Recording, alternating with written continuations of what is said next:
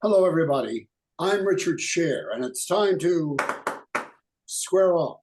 And your panel this week, Rabbi Mitchell Wohlberg, Professor Rick Vatz, attorneys Tom Minkin, and the original of the square off panels, who goes back the whole 40 years, Billy Murphy. Welcome to the show, everybody. We've got a lot to talk.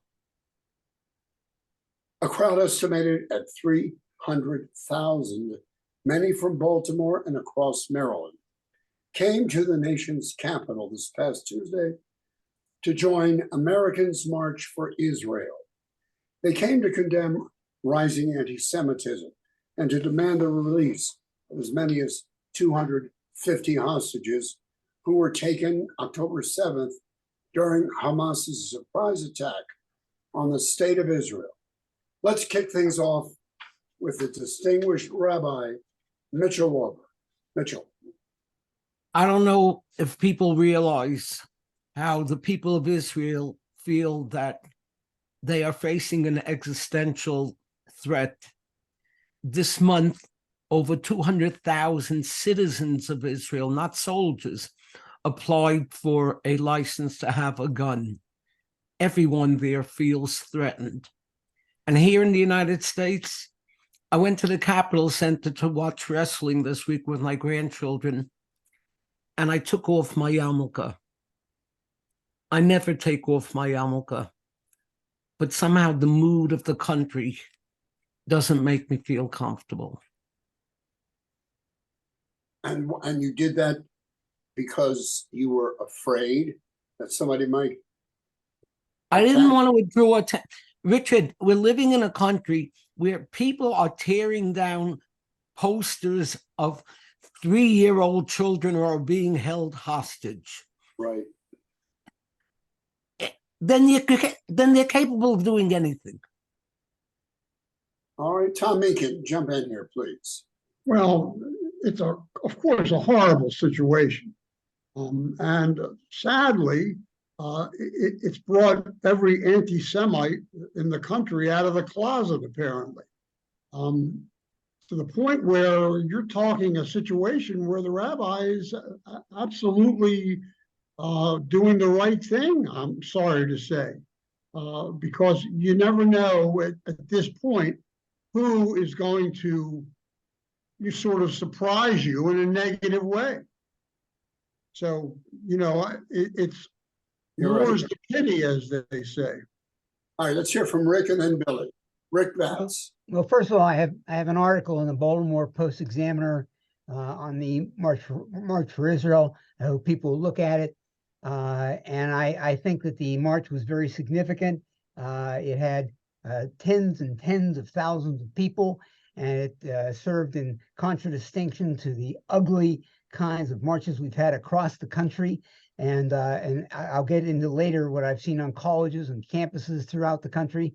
But I think that the country is mostly pro-Israel, but the amount of anti-Semitism has truly shocked me throughout the country and throughout the world. Billy, please.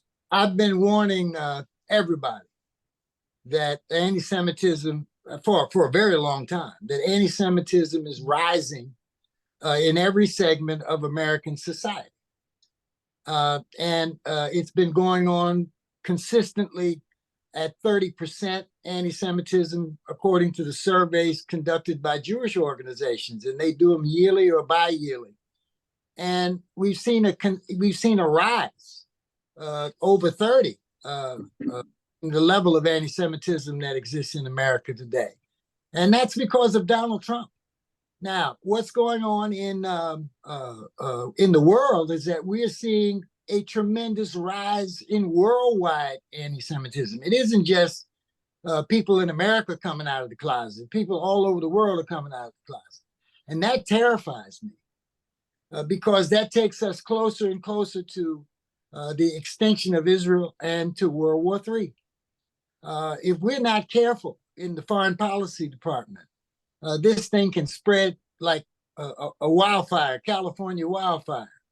And we can find ourselves in a multi-state conflagration that can get out of control very quickly. That's Sounds- why Joe raced to Israel. He wanted to protect Israel's physical safety, and he wanted to calm down those who were overreacting to the absolutely horrendous behavior of Hamas. And it's right in the terrorist playbook. The worse I do to you makes you overreact so that the world hates you instead of us. And that's what we're seeing. And it's sad that Bibi is the leader of Israel at this time. He's a horrible leader and a horrible human being. And he's going to be blamed for why Israel couldn't defend itself against this attack, because he totally distracted the country and it stopped himself and his services from being as vigilant as they should have been to protect this. So hopefully he's never going to lead Israel again after this is over. Mitchell, how do you feel about that and his leadership? Oh, What's I that? think you're So asking Mitchell- me. Rabbi Wohlberg, what do you think about the leadership in Israel? And First, what- I want to say that I learned a long time ago on being on Square Off with Billy that it pays to agree with him. Having said that, I agree with every single word he said, from Donald Trump to Bibi Netanyahu and all points in between. He created a division within the country. I don't know if that caused this war. I don't know if that encouraged Hamas. I do know that it took a terrible toll on the country. And the only good thing to come from Hamas is that they reunited the people of Israel. Well, I would say that among the speakers at the big rally, Israel's President Isaac Herzog, appearing remotely from Jerusalem, urging unity, quote, to search and march for the babies, the boys and girls, the women and men viciously held by Hamas, to march for the right of every Jewish person to live proudly and safely in America, in Israel, and all around the world. Tom, do you think that's a reality? Yes, I think that's probably correct, but I want to add one thing. In some of the television that I've watched and reading that I've done, they were saying something that I really sincerely hope is not correct. And that is that given the people in the kibbutzes who are, I'm told, mainly against Netanyahu, that was reflected because, poorly reflected, because apparently he ordered a slackening of the defenses in that area, and that may have contributed to the length and breadth of the invasion.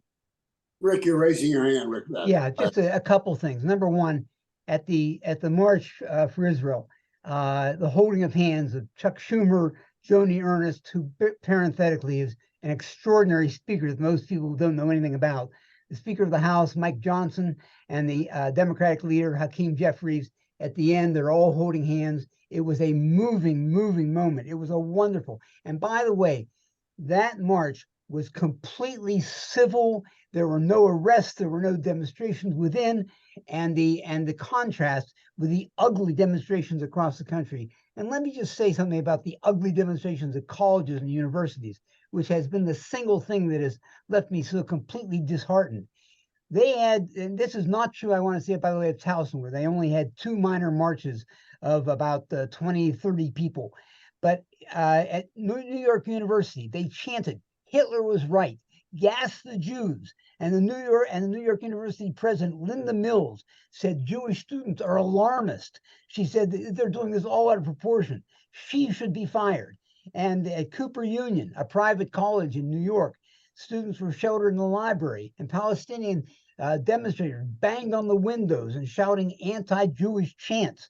Even at Tulane, a southern school, they burned the Israeli flag, and they injured a Jewish person.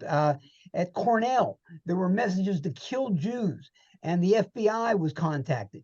It is all across the country. And what you need at least in these schools is strong leadership. You need to have presidents who aren't so wimpy that they cannot say this is going to stop, and get rid of students who cite these anti-Jewish, anti-Israeli comments as they would if they were anti-Black. They Rick, certainly would. we are going to get into the campus crisis after Howard's first break, but we're going to get there in just a moment. You jumped the gun, but you're entitled to, because you are a tenured professor. Well, there's Howard, who popped in unexpectedly. Why don't you do your commercials and then we'll continue? The voice of Squirrel. You got it. You got it.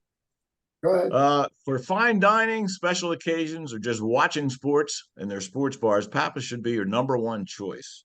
Enjoy a Pappas crab cake, or as Richard calls it, the Fab Cake, which is Oprah's favorite, but one of the many delicious choices on the Pappas menu. Plus, Pappas ships their crabs all over the country, with 4 locations around our area, including their newest sports bar and restaurant in Bel Air. We'll see you at Pappas. And Leading Edge Auto Body and Mechanical Repair want you to know that the insurance companies cannot tell you where to take your car. Richard and his family have been taking their cars to Leading Edge for many years. They work on all makes and models. They offer free pickup anywhere in the Baltimore area. So give Leading Edge a call at 410-433-6433 or visit them at 5807 Falls Road in Mount Washington. They make your car look and run like new again. Back to you, Rich. They are great. Jeff Siegel and his entire team, I'm telling you, you will not be disappointed. You will not be disappointed. Well, on Wednesday, one more point, the Israeli military raided specific areas of the sprawling Shifa hospital complex while trying to avoid harming any civilians there. And for some reason, hospital officials denied that the hospital is being used for anything other than doctors treating sick and newborn babies, civilians. Fact is, Israeli Defense Forces discovered piles of Hamas weapons inside of the hospital and behind MRI machines. So who knows what was really going on there? What do you think is going to happen here, Tom or Billy? Billy, what do you think is going to happen at this war? Well, I think the protests against Israel are going to get stronger unless Israel changes its messaging and some of its behavior. What the world is concerned about, and legitimately so, are not just Israeli babies, but Palestinian babies. They're concerned that Palestinian babies are not valued the same way as Israeli babies are. And certainly much of the debate seems to give them that impression. And so Israel has to pivot in a way that's effective so that it's clear that they have concern for the innocent children of Palestine. And right now, that concern has not been as strongly expressed as I believe that it should be, because people have long memories, and that just gives anti-Semitism fertile soil. Gives it legs. Rabbi? Were people as concerned about the children of ISIS who were being killed, the innocent civilians in Iraq? Do you know that during the Iraq war, do you know how many people were killed because of collateral damage? 20,000. Did you hear anybody protesting that? Do you hear anybody? Yes, you did. You did. And look, not like Billy, not like this. Not Billy, like this. Billy, raise a point, though. You raise. Let Mitchell finish his thought, and then you'll. Go ahead. Having said that, Israel has to change its methods, its strategy, its public relations. The bottom line is they are not going to stop until they feel that Hamas has been destroyed, because the people of Israel will never allow the government to stand unless Hamas is destroyed.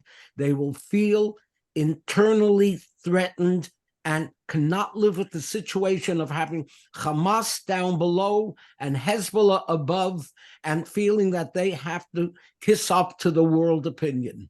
All right, I we do. get that, but and there is a good argument for that. But there's also a good argument that if Israel doesn't care about what world opinion will be, Israel will suffer from its lack of concern about world opinion because it will Billy, worsen. And I don't want that to happen. let me tell you about world opinion. Let me finish for a second. I'm sorry. Israel is a great country. It has democratic roots. It is the symbol of democracy in a part of the world where democracy really doesn't exist. And it is a valuable nation to the rest of the world. But I'm concerned that if Israel miscalculates, that is going to make Israel, it's going to create enemies of Israel like we have never seen before. Let me That say, let me say something. We need to be concerned about that. Joe Biden is certainly concerned about it. Let me say something. All right, Trying Billy, to calm All right, down, 1 second, Billy. overreact. hold it, Because- Billy. You play right into the terrorist playbook if you overreact. Rick Vatz. Let me say something. Minkin. I Rick, be brief. I taught persuasion for over 50 years. I can tell you that there are situations in which nothing you do or say will be persuasive. Billy's values are recognized and they are good. But the Absolutely. fact is that no matter, I mean, look at the videos of the monstrosities that Hamas committed at the kibbutzes and at the festival. It does not matter to many people. Some of these people got these marches together before anybody knew anything. But I'm telling you that persuasion has limits. There are some situations in which it does not matter what you do. Israel does as much as any country in history to minimize the death of innocent civilians. But to some point, it does not matter persuasively. All right, Tommy. And also, it doesn't help that the American media, by and large, and I'm talking about some liberal stations like CNN, MSNBC, have wall-to-wall coverage of dead Palestinian babies. Conversely, the Israelis, of course, have that 45-minute compilation tape made by Hamas, which they assiduously do not allow for any dissemination of. So they're not really, I mean, it's a terrible situation, don't misunderstand me, but it's made all the worse by the fact that the Israelis, and for that matter, their public relations people, choose to keep the horrors that were inflicted upon them silent. Look, you're all speaking out of a genuine concern for Israel. And I understand that and I respect that. But I read this article in this week's Washington Post about a teacher at the Tilden Middle School. This is what she had on her Facebook page. Debunked. There was no music festival attack. Babies were not burned. Women were not violated. Hospitals were attacked on purpose, said Sabrina Kahn-Williams, who teaches world studies in addition to diversity, equity, and inclusion at Tilden Middle School. Where do these people come from? And what's the difference what Israel puts out there in PR if this is the way people are going to react to it? And unfortunately, she teaches diversity, equity, and inclusion.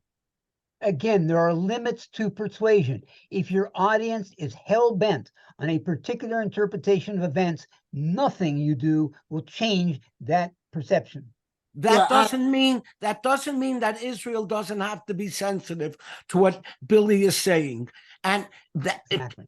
because, yeah, even Biden has to be sensitive to what's being said. You had the 500 people from the State Department and from congressional aides signed a petition against the Biden policy towards Israel. When did people sign petitions like this before? Just when it's Israel.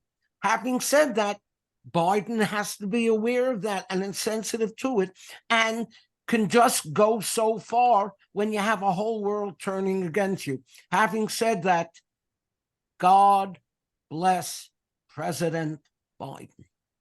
All right. On that note, Mitchell, Absolutely. call again, and we're going to call on Howard to introduce you to our other two great sponsors. Please support them. Mitch, go ahead, Howard. Thank you, Richard. I'm sure you've seen some of the Barry Glazer TV commercials. They're different. They get your attention. They also get you results. That's why Barry Glazer and his team, including an in-house doctor, make no apologies for getting every penny they can from the insurance companies. So when it comes to personal injury or medical malpractice, there's only one choice: Barry Glazer at 410-547-8568. And you know, there's a lot of diners in Baltimore, and the most famous of them all are the Double T diners. TT, totally terrific. You're sure to find the best breakfast, lunch, or dinner from the Double T's enormous menu selections. There's Double T diners on Route 40 West, Perry Hall, White Marsh, Bel Air, Laurel, Annapolis, Pasadena, and the EC Diner in Ellicott City. Plus, try By the Docks in Middle River for their Monday night lobster special. They're all in the Double T family. Back to you, Rich. All right. Richard, can I just add one little Sure. thing I just came across? Absolutely. Billy, Alexandria Ocasio-Cortez, we all know who she is, called for an immediate ceasefire at 3:37 p.m. on October 7, the same day of the attack.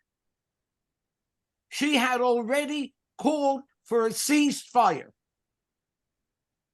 Go explain it to her. Well, if you attack me like that, I'm not going to call immediate ceasefire until I fight back. Because I have a feeling, Billy, that you know a guy who knows a guy who could take care of this. Let me say one thing about. But this is serious, and I am not a peace at any price person. It has to be a just peace, and Hamas had to be stopped. You don't pause a counterattack at a time like that. It's a ridiculous notion. Let me say one thing. We should also recognize that there have been some profiles in courage during this situation. At Columbia University, where they had horrendous anti-Semitic and anti-Jewish marches, Professor Shai David I said, and that's probably not the pronunciation of his name, he said he would not allow his children to go to Columbia now. Now, I don't know if they're going to fire him. I don't know if they're going to discipline him, but there are people who stand up bravely for what is true and what is right. And he is one of them. And I hope that there are more people like him. There are certainly not a lot of college presidents like him. Well, I got I used to buy a Tesla. I was in the market for a car until I found out what an anti-Semite Elon Musk is. And so I refused to buy anything of his. I will not support anything he does because he is a raving, worsening anti-Semite. He's on the level of a Kanye West. All right, folks, we have to do one thing. We have to move over to this Trump-Biden issue because we promised our viewers that we would do that. A recently released New York Times Siena poll shows Donald Trump ahead of President Joe Biden by a range of 4 to 10 points in these key battleground states: Nevada, Arizona, Georgia, Michigan, and Pennsylvania. And the poll also shows President Biden is losing support among Blacks, Hispanic, and young voters. Why do you think that's happening, Tom? First of all, I don't think it's happening. There's an old expression: people rant at those that come up with these polls, but they use common sense when they vote. And the case in point is a week and a half ago when the election transpired, and the people who were who prevailed were those that were, let's just say, not the Republicans. And of course, the issue there was abortion. So, but before that, the polls demonstrated the Republicans were ahead in those areas. Well, I agree with Tom 100%. It's way too early to be alarmed, but we have to go back to the basic principles that are going to govern the outcome of the election. One of them is the abortion issue.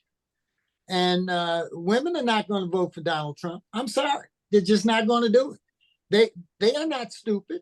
They see what's at stake, and they're coming out in droves in every state where this is an issue.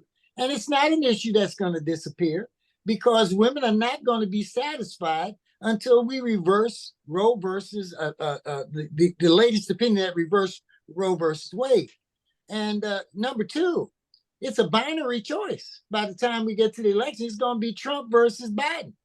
I hope that's what it is, because I believe Trump will be obviously the second choice of most Americans. Because once we get into binary thinking and say, instead of saying, well, I wish we had somebody different, which happens in every election cycle, the choice is absolutely clear. All right. That we can't take another 4 years of Trump. All right, Let me guys. say that Go ahead, Rick. I just want to say that there's a candidate that I've written in support of and that I like a lot, and that's Nikki Haley. And I think that she might indeed be the candidate by the time we get there. And I think she is superb on every issue that I am strongly in favor of and opposed to. She is exceptional on abortion, and she may be the only candidate who can win Democratic votes on abortion. She sounds reasonable, but her history shows that she is an unprincipled individual. She flip-flops worse than a pair of flip-flops. Hey, guys, we do not want to get into this issue. Stick with Trump and Biden. And Tom, what are your thoughts about this? As I said before, Richard, I agree with Billy in this context that when the election comes, it's going to be a tidal wave for the Democrats, and in this case, Biden, because any woman that would vote for Trump, knowing what he's done and what his positions are, really needs some serious therapy. All right, we're going to go to Mitchell in just a moment. Let me read this. Democratic strategist David Axelrod says that Joe Biden, if he runs, will definitely be the Democratic nominee, adding, quote, what Biden needs to decide is whether that it would be wise or whether it's in his best interest or the country's. So he's. Can I deal with that, Richard? Can Mitchell answer first? No, go ahead, Billy. Go ahead. Thank you, Mitchell.